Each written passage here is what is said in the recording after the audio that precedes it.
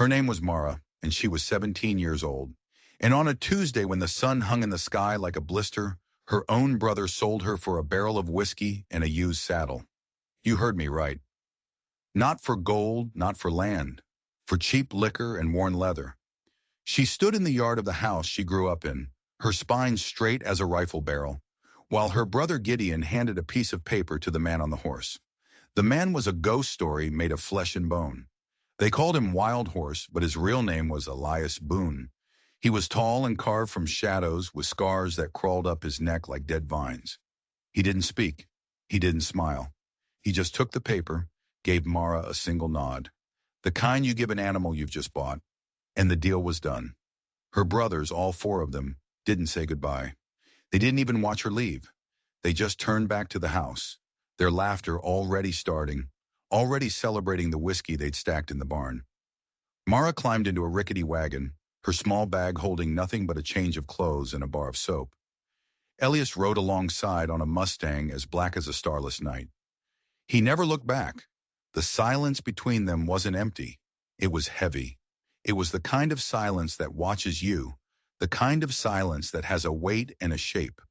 It was the silence of a man who had forgotten how to use words, or maybe just decided he didn't need them anymore. They rode all day, the prairie stretching out like a dusty, forgotten blanket. They reached his homestead at dusk. And if you're picturing a cozy little cabin, think again. This place was a splinter of a house, leaning against the wind at the edge of a canyon that fell away into pure darkness. A one-room shack held together by little more than stubbornness. The yard was just dirt, a water barrel, and a tangled mess of rope by the porch that looked unnervingly like a noose. Elias pushed the door open. The sound it made was like a final breath. Inside it was cold. Dust motes danced in the fading light. A rough table, a tin cup, a knife. That was it. He pointed to a bedroll near the hearth. His.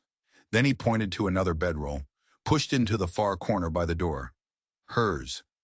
He didn't offer her food. He didn't offer her comfort.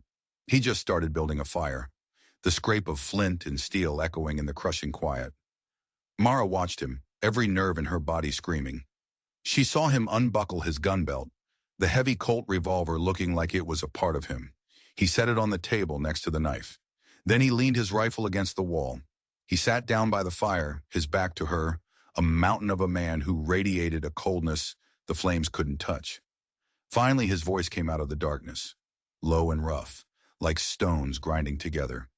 You cook, you clean. I'm gone most days. He paused, and the next words hung in the air like a threat. You stay inside. That was all. He didn't speak again. Mara lay on her thin bedroll, her back to him, staring at the log walls. She was listening to him breathe. But the thing is, he wasn't. She waited, listening for the rise and fall of his chest, the soft whistle of air. Nothing. It was a perfect, unnatural stillness, the kind of stillness that doesn't belong to the living. She thought he was holding his breath, waiting for her to fall asleep. But minutes turned into an hour, and the silence from his side of the room remained absolute. The fire crackled, a coyote howled in the canyon, but the man a few feet away from her made no sound at all. She squeezed her eyes shut, her heart hammering against her ribs. She wasn't locked in a cabin with a killer. She was locked in with something else entirely. The next morning, Mara was up before the sun. Her fear was a cold stone in her gut, but she moved anyway. That's what survivors do. She found some salt pork and coffee, and she cooked. Her hands shook as she placed a tin cup of coffee and a plate of food on the table. She didn't know if he ate or drank or slept. She only knew he was dangerous. When he finally stirred, it wasn't like a man waking up. It was like a statue coming to life. He sat up, his movements fluid and silent, and his eyes, hidden under the brim of his hat yesterday, were now fixed on her. They were a pale, piercing blue like chips of ice, and they held a deep, unnerving emptiness. He looked at the food on the table, then at her. He didn't eat it. He didn't drink the coffee. He just stood, buckled on his gun belt, picked up his rifle, and walked out the door without a single word. He was gone before the sun had fully cleared the canyon rim. The silence he left behind was a relief. Mara spent the day in a flurry of activity. She swept the floor, scrubbed the table, washed the tin cup he hadn't used. She needed the work. She needed to feel her own body, to remind herself she was real. But as she swept near the hearth, the broom snagged on a loose floorboard. Curiosity, or maybe just a desperate need for a distraction, made her pry it up. Underneath was a small, hollow space, and inside that space was a box. It wasn't a treasure chest. It was a simple wooden box, bound with leather straps. Her heart pounded as she lifted it out. It was heavy. With trembling fingers, she unfastened the straps and lifted the lid. She expected to find ammunition, or money, or maybe something gruesome from his past. She was wrong. The box was filled with small, exquisitely carved wooden horses, dozens of them. Each one was unique, each one captured in a moment of motion, rearing, galloping, falling. They were beautiful, but that wasn't what made her blood run cold. At the bottom of the box, tucked beneath the carvings, was a worn leather journal, and inside, written in a steady, elegant hand, were names, a long list of names. Beside each name was a date and a single chilling word: delivered. The word echoed in her mind: delivered, like packages, like cargo, not like people. Mara slammed the box shut and shoved it back under the floorboard, her hands shaking so badly she could barely fit the plank back in place. Who was this man? Was he a bounty hunter? An assassin? And were these horses trophies? A monument to each life he had delivered? The thought made her feel sick.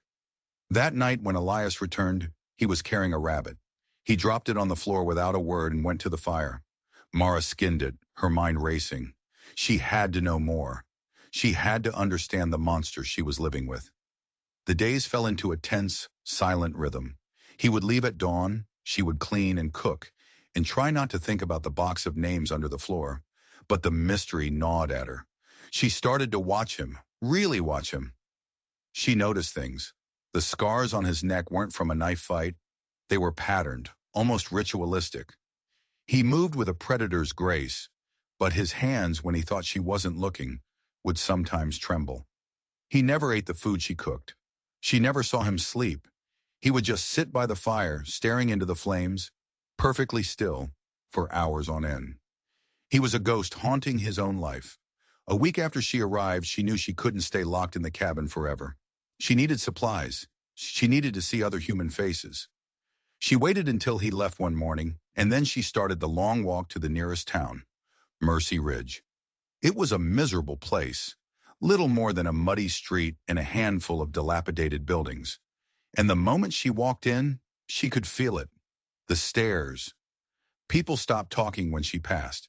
Men on the saloon porch lowered their voices and watched her with a mixture of pity and fear. She went into the general store, her shopping list clutched in her hand. The storekeeper, a balding man with shifty eyes, slid her items across the counter without meeting her gaze. As she paid, an old woman wrapped in a shawl shuffled up beside her. The woman leaned in close, her breath smelling of peppermint and dust. "You're the one," she whispered, her voice raspy. "You're the one living with the soul carrier." Mara froze. "What?" The old woman's eyes were wide with a kind of terrified reverence. "He carries the souls of the dead, child. Takes them where they need to go. Don't you cross him. Nobody crosses the soul carrier and lives to tell the tale." The woman crossed herself and scurried away, leaving Mara standing in the middle of the store, her blood like ice in her veins. A soul carrier? What did that even mean? It was crazier than a bounty hunter, crazier than an assassin. But it fit the silence. It fit the stillness. It fit the terrifying emptiness in his eyes. She wasn't living with a man. She was living with an undertaker for the damned. Mara fled the store, her heart pounding a frantic rhythm against her ribs. Soul carrier. The words clung to her like a shroud. The walk back to the cabin was a blur of dust and dread. Every shadow seemed to move. Every gust of wind sounded like a whisper. Was he some kind of shaman? A grim reaper on horseback? The prairie superstitions were wild, but the terror in that old woman's eyes had been real. When she got back to the cabin, the sun was low, painting the canyon in shades of orange and blood. Elias was already there. He was standing on the porch, not moving, just watching the sunset. He turned his head as she approached, and for the first time, she saw something in his eyes besides emptiness. It was a flicker of, what? Annoyance? Concern? She couldn't tell. He looked at the bag of supplies in her hands, then back at her face. His gaze was so intense it felt like a physical touch. She hurried inside, her nerves screaming. That night, the storm hit. It wasn't just rain, it was a biblical fury. Wind howled like a banshee, throwing sheets of water against the cabin walls. Thunder cracked so loud the floorboards vibrated, and lightning split the sky, illuminating their tiny room in stark, terrifying flashes. Mara huddled by the hearth, wrapped in a blanket, trying not to show how scared she was. Ilias didn't seem to notice the storm. He sat at the table, a whetstone in his hand, sharpening his long hunting knife. The scrape of steel on stone was a steady rhythmic counterpoint to the chaos outside. Scrape, scrape, scrape. The sound grated on her raw nerves. Then a bolt of lightning struck nearby with a deafening crash. The whole cabin shook. Mara cried out, unable to help herself. The scraping stopped.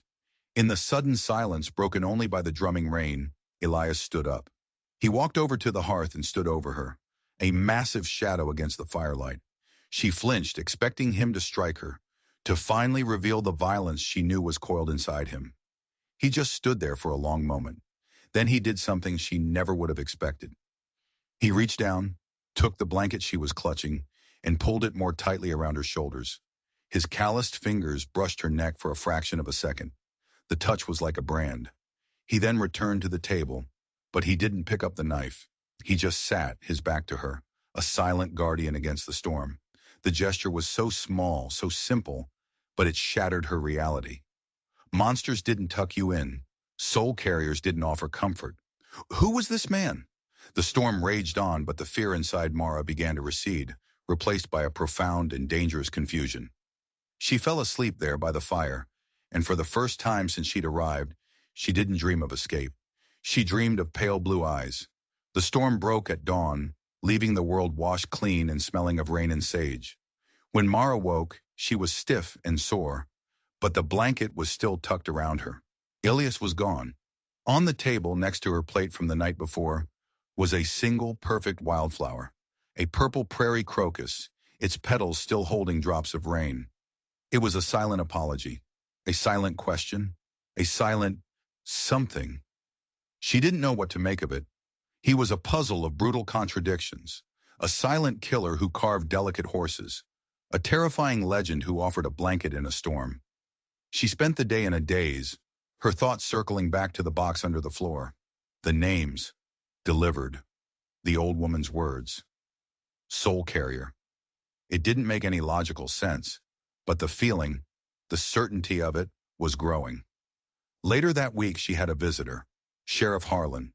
He rode up on a tired-looking gray horse, his face a mask of weary concern. He was a good man, but a man who knew his limits, and Elias Boone was far beyond them. "Ma'am," he said, tipping his hat, "just making my rounds, seeing if you're all right out here." Mara stood on the porch, her arms crossed. "I'm fine, Sheriff."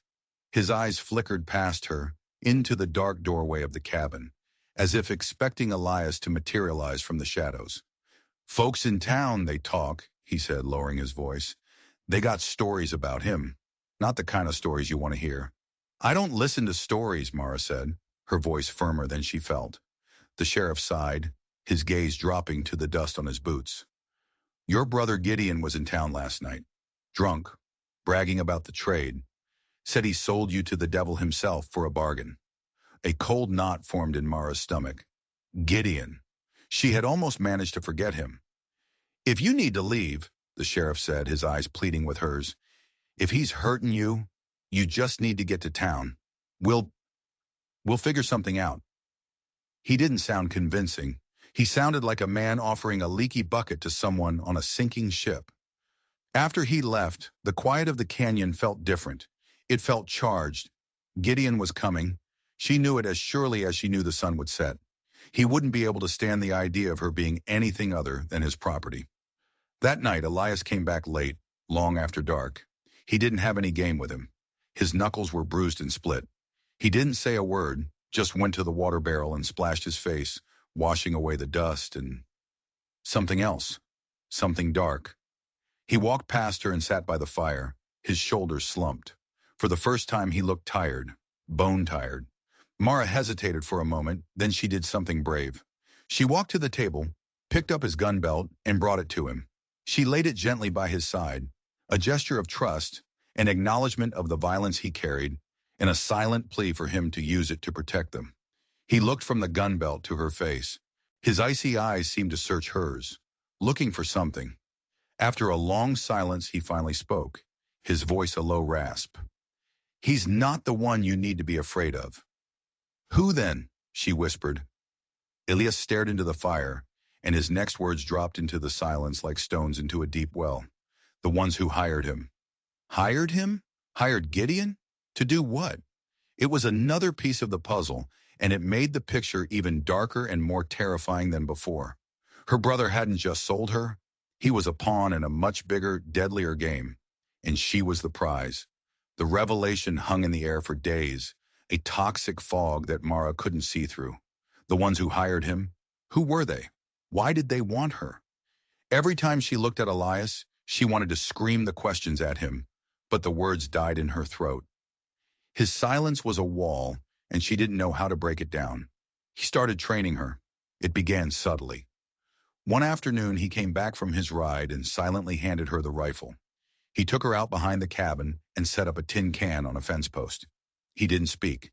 He just gestured for her to shoot. Her first shot went wide. The kick of the rifle bruised her shoulder. He adjusted her stance, his hands firm and impersonal, moving her like a chess piece. He showed her how to breathe, how to squeeze the trigger, not pull it. By the end of the day, she could hit the can 3 times out of 5. He gave a single sharp nod of approval. It was more praise than her brothers had given her in her entire life. The training continued. He taught her how to track, how to read the signs of the land. He showed her which plants were edible and which were poison. He taught her how to set a snare and how to kill what she caught quickly and mercifully. He was teaching her how to survive, not just in the wilderness, but in his world, a world of silence and violence. One evening, as they sat by the fire, she was cleaning the rifle, her movements now sure and practiced. Elias was carving a new horse. She finally found the courage to ask a question that had been burning inside her. "The box," she said, her voice barely a whisper. "The horses, the names." He didn't stop carving, but his hands went still. The silence stretched, thick and heavy. She thought he was going to ignore her, to retreat back behind his wall. "They're not trophies," he said finally, his voice rough. He held up the half-finished horse. "They're tombstones." Mara stared at him. "Tombstones? For who?" "For the ones I couldn't save." The confession was stark, brutal, and completely unexpected. He wasn't a killer celebrating his kills. He was a man mourning his failures, the soul carrier. It wasn't about taking souls to the afterlife. It was about failing to keep them in this one. The legend the townspeople told was a twisted version of a much sadder truth.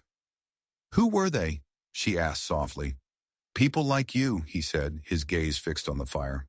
"Sold, lost, forgotten, people nobody else was coming for." Suddenly the pieces clicked into place. He wasn't just some random drifter who'd bought a girl. He was on a mission, a crusade. He moved through the dark corners of the world, a ghost trying to balance the scales. And Gideon wasn't the real threat. He was just a delivery boy. "The ones who hired him," Mara said, understanding dawning, "they're slavers."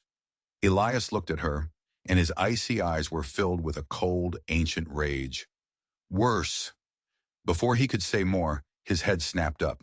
He was listening to the night. Mara strained her ears but heard nothing but the wind. Elias stood, grabbing his rifle. "Get inside," he hissed. "Bar the door. Don't open it. For anyone." He melted into the darkness outside, leaving Mara alone with a new, more terrible understanding. The enemy wasn't coming for her because her brother had sold her. The enemy was coming for her because Elias Boone had stolen her from them, and they were coming to get their property back. Mara's hands shook as she slid the heavy wooden bar across the door. The cabin, once her prison, now felt like the only sanctuary in a world that had suddenly grown teeth. She stood in the center of the room, the rifle clutched in her hands, her ears straining for any sound beyond the moan of the wind. She didn't have to wait long. It started with a single high-pitched whistle from the direction of the canyon. An answer came from the east. They were signaling. They were surrounding the cabin. Her blood ran cold. This wasn't just Gideon and a couple of drunken fools. This was organized, professional, the kind of men Elias had called worse than slavers. She crept to the single window, peering through a crack in the shutter. In the pale moonlight, she saw them. 3 riders moving with a chilling, predatory calm. They weren't storming the cabin. They were taking up positions, dismounting, and blending into the rocks and shadows. A siege, a wave of panic threatened to swallow her, but Elias's training kicked in. Breathe, squeeze, don't pull. She was not the same girl who had arrived here weeks ago. She was not a victim to be traded. She was a soldier in a war she was just beginning to understand. An hour passed, then another. The silence outside was absolute, a terrifying patient waiting game. Where was Elias? Had they gotten to him? The thought was a spike of ice in her chest. No, he was out there. He was part of the darkness now, hunting the hunters. Suddenly a voice called out, smooth and cultured, completely out of place in the rugged canyon. Elias Boone! We know you're in there. We know you have our property. Send out the girl, and we will allow you to live. The voice was calm, reasonable, and utterly menacing. It was the voice of a man used to getting what he wanted. Mara's knuckles were white on the stock of the rifle. Our property. The words made her stomach clench with a hot, bitter rage. A floorboard creaked behind her. She spun around, her heart leaping into her throat, the rifle coming up fast. It was Elias. He had come in through a hidden trap door behind the hearth she never knew existed. He was covered in dust and smelled of the night, but he was unharmed. Don't answer them, he whispered, his voice urgent. He moved to the window, peering out. His name is Marcus Thorne. He's the one who buys the contracts. Buys them for what? Mara whispered back, the question she was terrified to ask. Elias looked at her, his face grim in the moonlight. He doesn't sell people, Mara. He collects them. For sport. He runs a place, deep in the mountains. A place where rich men pay to hunt the most dangerous game of all. The horror of his words washed over her. It wasn't slavery. It was something infinitely more depraved. She wasn't just a piece of property. She was prey. And the hunt had just begun. Why me? She breathed, the question a fragile wisp of sound. Because your brothers told him you were a fighter, Elias said, his voice laced with a terrible irony. They told him you wouldn't be easy, and he pays more for a good chase. Her own family had not only sold her, they had sentenced her to death for the crime of having a spine. The rage inside her burned away the fear. She was done being hunted. It was time to fight back. How many? Mara asked, her voice steady now, cold and hard. Elias didn't look away from the window. Thorne and 2 of his best trackers. But they're not the problem. He is. Thorne, the man with the smooth voice, the man who orchestrated these death games. What's the plan? Elias finally looked at her, and a flicker of something, pride maybe, showed in his eyes. They expect us to wait here, to be cornered. We won't be. He moved quickly, gathering ammunition, a canteen of water. He pointed to the trap door. It leads to a narrow crevice, follows the canyon wall for half a mile. It'll bring you out above them. They won't be looking for you there. Me? Mara's heart hammered. What about you? I'm going to give them what they came for, he said, his face a granite mask. A good chase. He was going to be the bait. He was going to draw them away, sacrificing himself to give her a chance to escape. No, she said, the words sharp and absolute. We fight. Together. He stared at her, the silence between them charged with 1,000 unspoken things. He had spent his life alone, a ghost fighting a solitary war. The idea of a partner, of an ally, was foreign to him. You don't know these men, he said, his voice low. And I know what it's like to be sold, she shot back. I know what it's like to be treated like an animal. I'm not running. Not anymore. A slow nod. That was all. An agreement sealed in the flickering firelight. He handed her a revolver, the one he carried on his hip. It was heavy, solid, a piece of him. Thorn will stay back, Elias whispered, his voice a low growl of strategic thought. He'll send his 2 trackers in first. They'll come from opposite sides. They'll try to flush us out. You take the one on the east, I'll take the west. He looked at her, his blue eyes locking onto hers. Don't hesitate, they won't. He slipped through the trapdoor and was gone. Mara took a deep breath, the smell of gunpowder and old wood filling her lungs.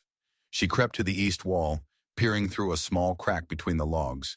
She could see him, a man moving through the rocks, silent as a snake, a long rifle in his hands. He was methodical, patient, a professional. She remembered Elias's words, breathe, squeeze, don't pull. She raised the heavy revolver with both hands, just as he'd taught her. The tracker stepped out from behind a boulder, his rifle up, scanning the cabin. For a split second, his chest was exposed. Mara didn't think. She didn't feel. She just acted. She squeezed the trigger. The roar of the gun was deafening in the small cabin. The tracker jerked back, a look of pure surprise on his face, before he crumpled to the ground. One down. A gunshot echoed from the other side of the cabin almost immediately. Elias. The silence that followed was even more terrifying. Thorn's voice cut through the night again. But this time, the smooth confidence was gone. It was replaced by a cold, sharp fury. You will regret that, Boone. You have no idea who you're dealing with. Suddenly, the air was filled with a whistling sound. An arrow slammed into the cabin door, its shaft vibrating. Another hit the shuttered window.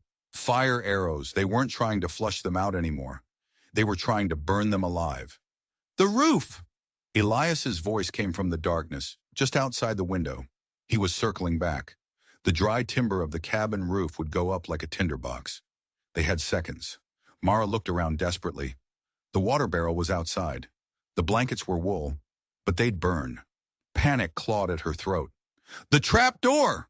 Elias yelled. Now! Smoke was already starting to seep through the ceiling.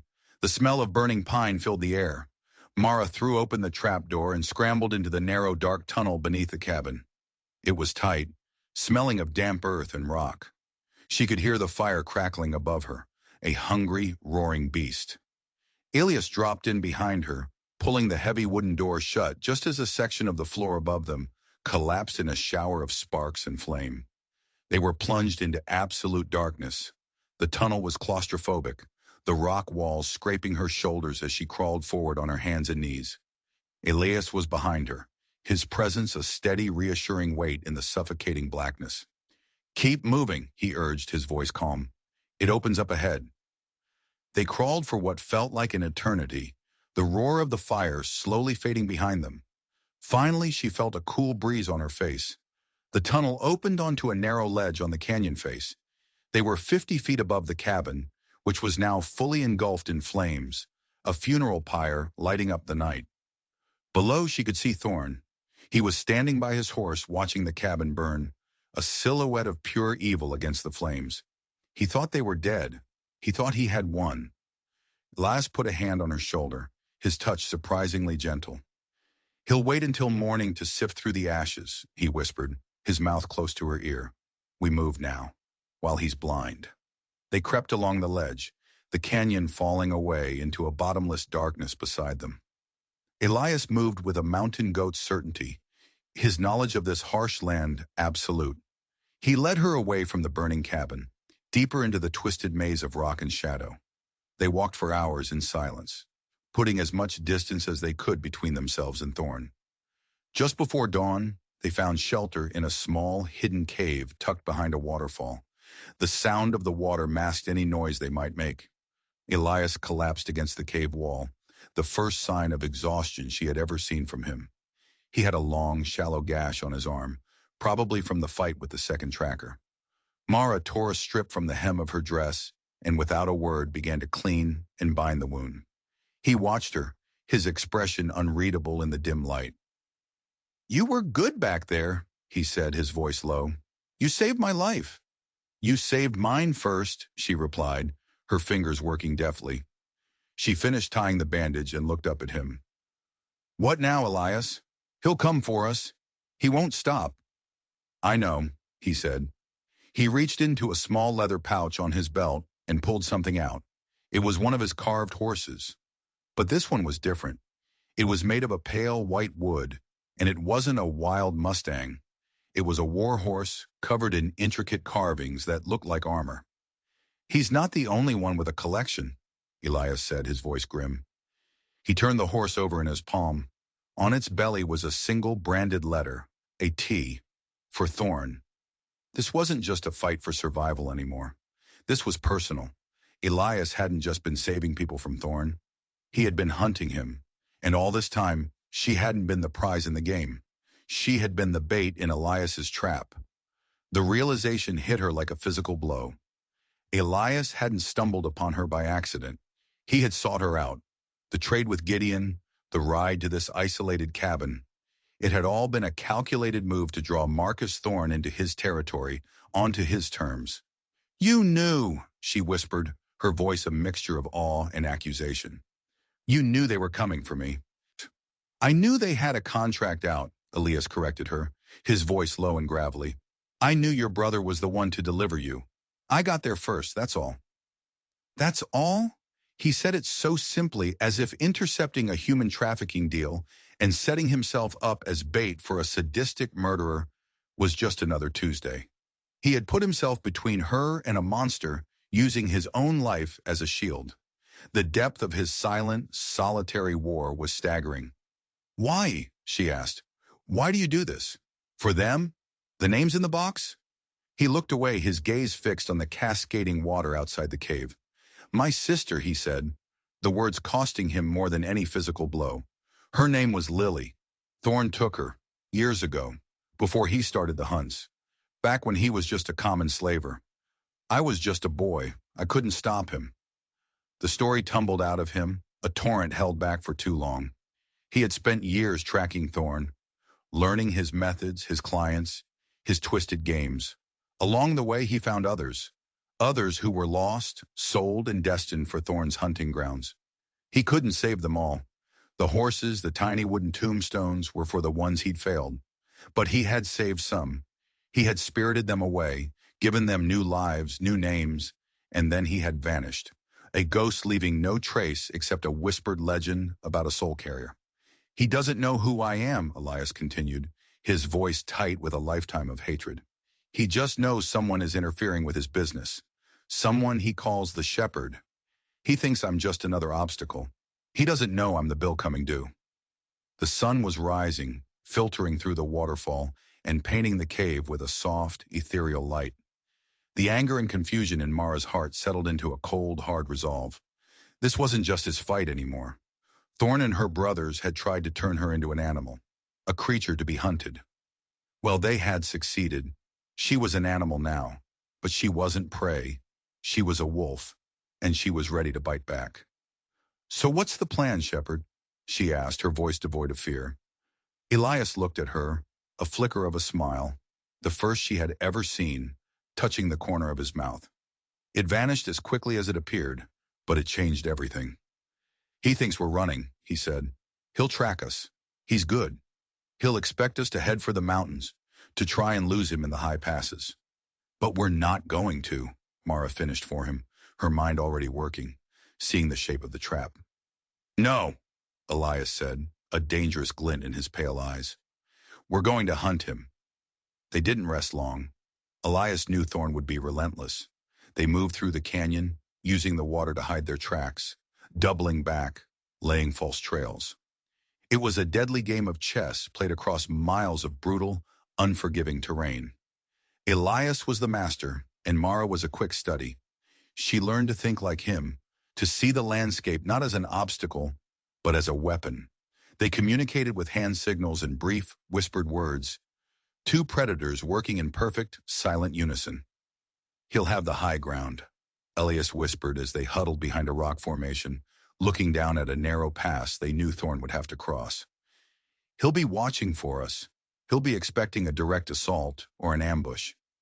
So we give him one, Mara said, an idea sparking in her mind. But not the one he's expecting. Her plan was risky, bordering on suicidal, but it was born of a deep understanding of men like Thorn and Gideon. It was about ego. They reached the pass hours before Thorn. Elias took up a sniper's position high on the canyon wall, his rifle resting on a rocky ledge. Mara, armed with the revolver and Elias's long hunting knife, scrambled down to the pass floor. She found a narrow alcove, barely big enough for her to squeeze into, and she waited. The sun beat down, turning the canyon into an oven. Sweat trickled down her back. Hours passed. The silence was absolute. Then she heard it, the soft crunch of boots on gravel. He was alone. He must have left his horse behind to move more stealthily. Marcus Thorne stepped into the pass, moving with the arrogant confidence of a man who believed himself to be at the top of the food chain. He was dressed in expensive hunting gear, a custom-made rifle in his hands. He scanned the canyon walls, searching for Elias's position. He never once looked down. He never considered that the prey might be waiting at his feet. Mara waited until he was directly in front of her alcove. She took a deep breath, the air searing her lungs. And then she screamed. It wasn't a scream of terror. It was a scream of pure, unadulterated rage. A battle cry. Thorne spun around, his face a mask of shock, bringing his rifle to bear. But he was too slow. Mara lunged out of the alcove, not at him, but past him, slamming her shoulder into the back of his knees. It was a move born of desperation, not strength. Thorne's legs buckled. He stumbled, his shot going wild, the bullet ricocheting off the canyon wall with a high-pitched whine. He was off balance, his arrogance momentarily shattered by the sheer audacity of her attack. And that's all the time Elias needed. The crack of his rifle echoed through the pass. It wasn't a kill shot. Elias was too precise for that. The bullet tore through Thorne's rifle hand, sending the weapon clattering to the ground. Thorne screamed in pain and fury, clutching his mangled hand. Mara scrambled for his fallen rifle, but he was faster. He kicked it away and drew a pistol with his left hand. He aimed it at her, his face twisted in a mask of hate. "You little bitch," he snarled. "I'm going to." He never finished the sentence. Elias was there. He had moved down from his perch with an impossible, ghostly speed. He slammed into Thorne, and the two men went down in a brutal explosion of violence. It wasn't a fight. It was an execution. Elias moved with a cold, terrifying efficiency, his hands and knife a blur of controlled rage. It was over in seconds. Thorne lay still in the dust, his surprised eyes staring up at the pitiless blue sky. Silence descended on the pass once more. Elias stood over the body, his chest heaving, his face a grim, emotionless mask. The war he had been fighting for years was finally over. He bent down and picked up something from Thorne's belt, a small silver locket. He opened it. Inside was a tiny faded portrait of a young girl with his same pale blue eyes. Lily. He stared at it for a long moment, then snapped it shut, his duty finally, horribly, done. He looked at Mara, his eyes filled with a storm of emotions she couldn't begin to name. The shepherd had brought his lost sheep home. They buried Thorne in the pass, piling rocks over his body. No ceremony, no words, just an end. As Elias placed the last rock on the makeshift grave, another figure appeared at the end of the pass. Gideon. He must have been following Thorne, hoping to collect a reward or just watch the show. He saw Thorne's body, then Elias and Mara, and his face, already flushed with whiskey, turned pale with fear. He drew his gun, but his hands were shaking. You killed him," he stammered. Elias didn't even look at him. He just turned and started walking away, his back to Gideon, a gesture of ultimate contempt. He was done with it all. Done with the killing, done with the hate. But Mara wasn't. She stepped forward, picking up Thorne's discarded pistol from the dust. She faced her brother, the man who had sold her, the man who had condemned her. The rage she had held back for so long was afire in her veins. "You did this," she said, her voice low and shaking with fury. "You sold me. You sold your own blood." "Mara, Gideon started, his bravado crumbling. "He was going to kill me. I owed him. I didn't have a choice." There's always a choice, Mara said, raising the pistol. Her hand was rock steady. She saw his eyes widen in terror. She saw the pathetic, sniveling coward he truly was. And in that moment, she saw her own reflection in his fear. She could pull the trigger. She could become him. A person who solved their problems with violence, who traded lives for their own convenience. Ilias had stopped walking. He was watching her, his face unreadable. He wasn't going to interfere. This was her choice, her soul to save or lose. She held Gideon in her sights for a long, agonizing moment. The canyon held its breath. Then with a deep, shuddering sigh, she lowered the gun. "Get out of here," she whispered. "If I ever see you again, I'll kill you." Gideon didn't need to be told twice.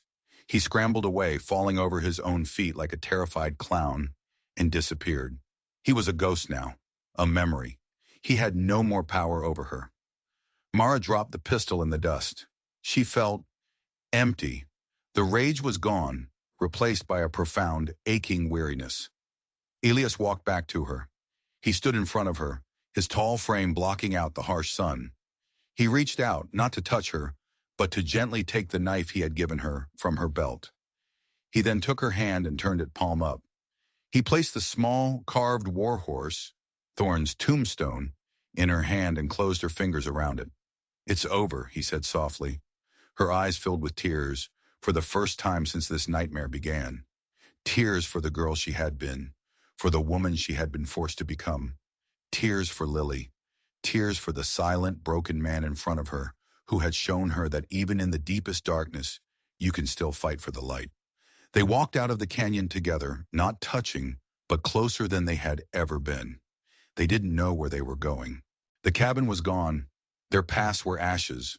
All they had was the future, a vast open prairie stretching out before them, and the silent understanding that they would face it together. They were no longer the shepherd and his stolen lamb. They were just Mara and Elias, and for the first time that felt like enough. If you've made it this far, you know this story isn't just about the Wild West. It's about the wilderness we all carry inside us. It's about the moment you realize your life is your own, and you'll fight to the death to keep it that way. Mara and Elias found their freedom not in revenge, but in choosing to be better than the monsters that hunted them. They chose to build something new from the ashes of their old lives. We all face our own canyons, our own demons who tell us we're worthless, that we're just property to be bought and sold. But your story is not what they trade you for. It's what you build with your own two hands. It's the fire you refuse to let go out. Hold on to that. It's more valuable than all the gold in the mountains. If this story resonated with you, if you felt that fire in your own heart, then do us a favor and hit that subscribe button. We've got a lot more stories to tell and a lot more darkness to shine a light on. Thanks for listening.